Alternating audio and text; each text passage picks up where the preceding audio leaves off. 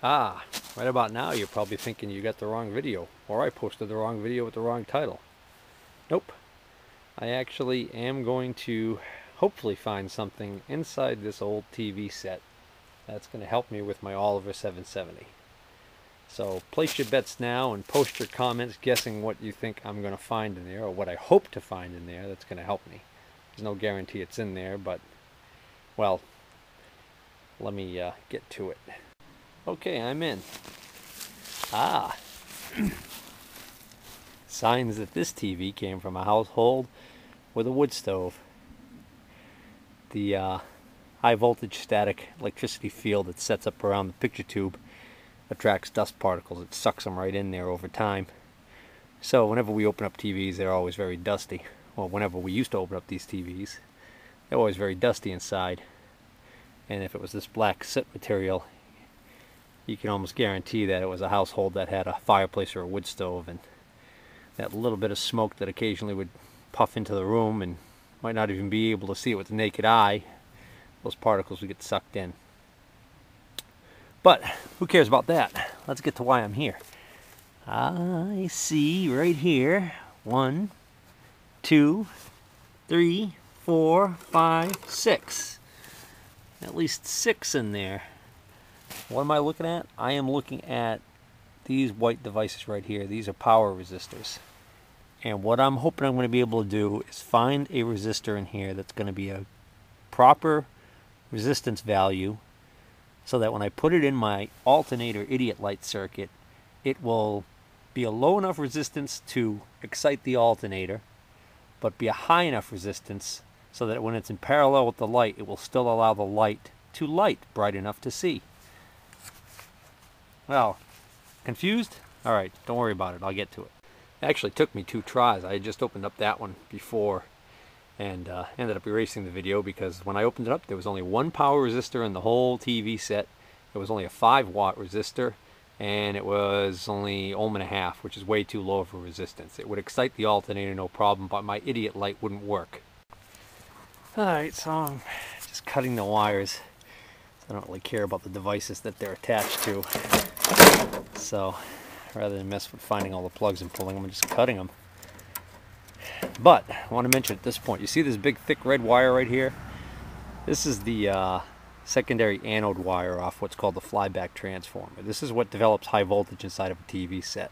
It's sent through this thick black insulated wire to this suction cup looking thing right here on the picture tube. So if you've ever opened up one of these sets, maybe you're going to scrap the metal, which you got some good copper right here in this, what they call deflection yoke. But anyways, you got to be careful. If the set's been running recently, it can store a charge. This CRT will act like a big capacitor, and it can store a pretty good sized charge, enough to create a spark and give you a nasty shock. So be wary of that. This particular set has been down for years, so I can just cut this wire and not have to worry about it.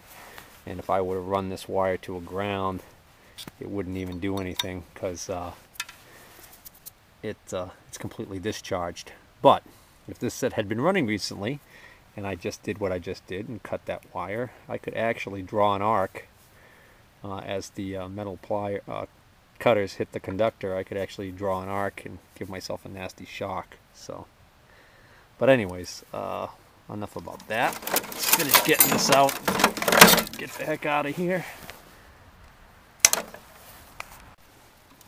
No sense in leaving this deflection yoke on here for the next person to come along and grab for scrap metal. I'll fill my copper pile with the motor windings.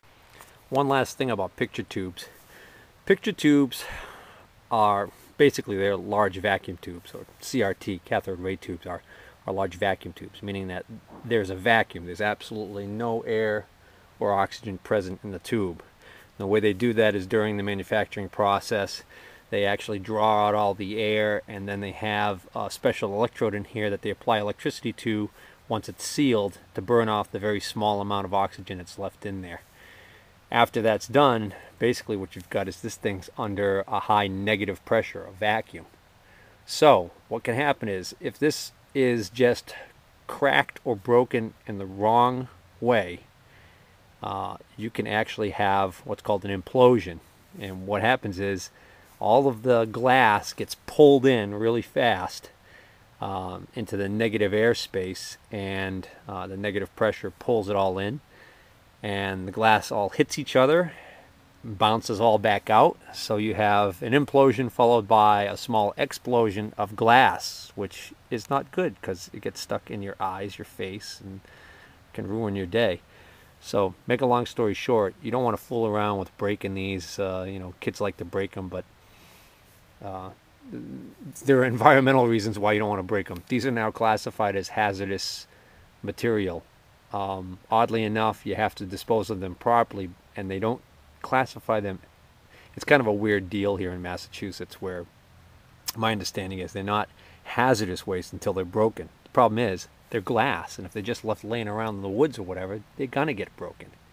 And a lot of people think, well, that, you know, they've heard over the years there's phosphorus on the coating of the screen, and they figure, well, that's what's you know, so hazardous about these. And the reality is, what's the most sinister thing in this is lead.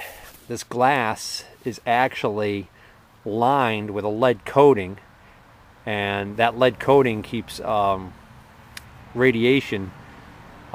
It's what do you call it? Ionizing radiation? It's not the kind of radiation like you get from plutonium or cesium or whatever. It's the kind of radiation that comes out in the form of X-rays and can be a health hazard. So there's a lead coating on the inside of this tube that helps keep that in there when the TV set's running. And that lead coating in the glass, once the glass is broken up, if it's taken to a landfill, broken up and buried, like they've been doing for years and years and years now, they're starting to figure out what's happening is that glass that's in the ground with the lead in it, that lead is getting into water tables. And lead is one of the elements on the periodic table of elements that you only need a very small amount of it to get into humans to mess you up. It can do some really bad things. There's some really interesting historical records of long voyages, like early expeditions to the Arctic and things like that, where they found that guys went crazy, and the reason why they went nuts was because they were eating food stored in tins that was sealed with lead. I don't remember the actual expedition, but it's kind of an interesting story that they went back, you know, in modern times and did modern autopsies and toxicology on the bodies that they found buried, because some of the guys went crazy, and some of the guys weren't as crazy yet, so they were sane enough to bury their comrades. Well, they dug them up now, and lo and behold, they find high contents of lead. And they know that lead attacks the nervous system and can do some really weird things to your brain. Alright. Bored yet? Well, let's see if I got lucky. I got to use my ohm meter because several of these resistors are dirty, or the writing on them is tough to see because it's on the side or whatever, so it's just going to be easier for me to measure the resistance.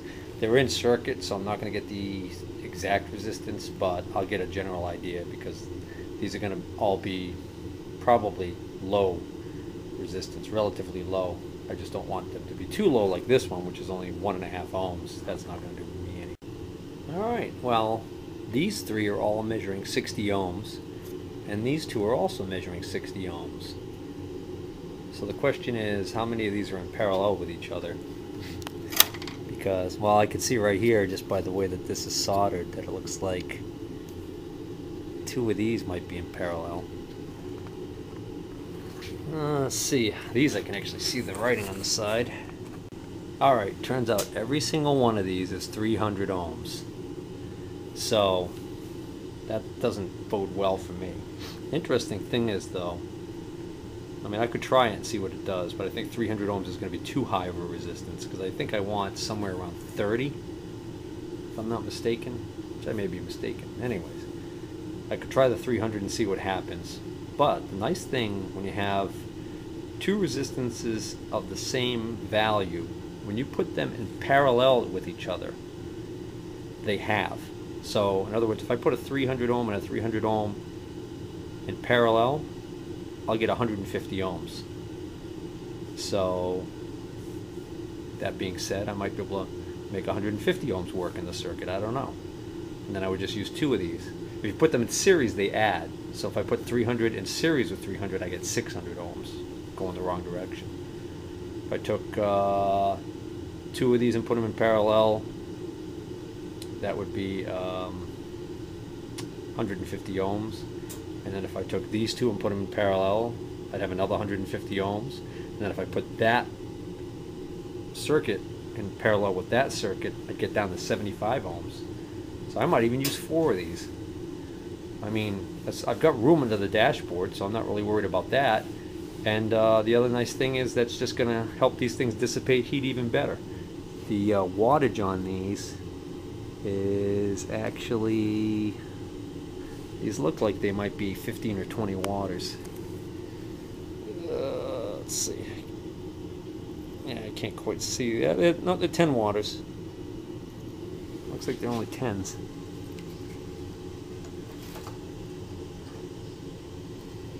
Yeah, these are 10 watts.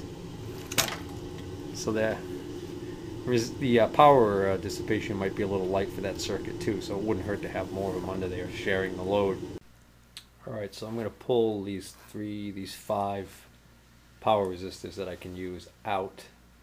And to get them out, they're soldered in. I should use a soldering iron or soldering gun, but to save time I'm going to use my torch and just work real quickly at pulling them out so I don't overheat them too badly. I need a minute to clean up this mess so I can walk around.